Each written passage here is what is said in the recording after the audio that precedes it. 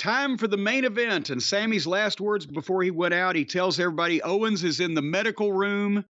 He won't be coming out. He's not available tonight. Basically. So it's going to be Sami and Jey, and Sami's all by himself. And that they start the main event. They do a couple of spots. Sami milks like he's going to run for a dive. And here comes Solo down the entranceway, walking down, and he stops and stares at him, and they go to the break. And when they came back, they were already well into the match, and they were fighting on the top rope. And nothing wrong with the match that we saw. We didn't see a lot of it, I guess, but they went back and forth. They hit some 2 counts.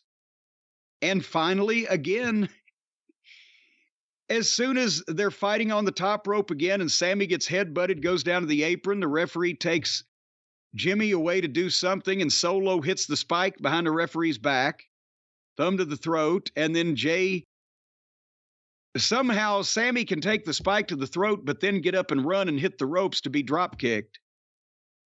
And he wins with a drop kick, 1, 2, 3. So it was an okay match with a, to put it kindly, less than creative finish.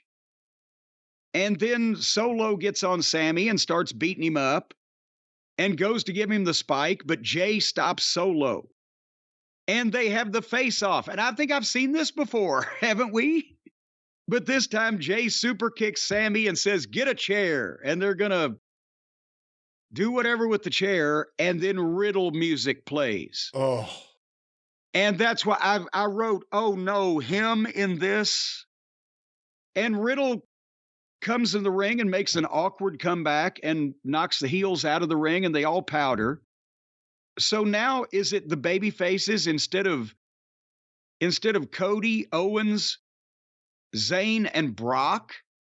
We get Cody, Owens, Zayn, and Riddle? You talked earlier about people that were on both shows. This guy's on both shows this week. I thought at least this would be a Riddle-free zone over here. He's returned. They like him a whole lot more than I do. I think he's had now 2, so he's 1 scandal away from 3 strikes, and you're out of nothing. It's wrestling, actually.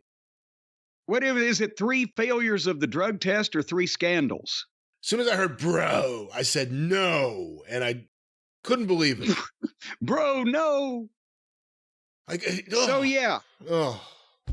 This is going to be what takes me out of the bloodline for the next 6 months. Riddle's involvement. I don't know what else to say.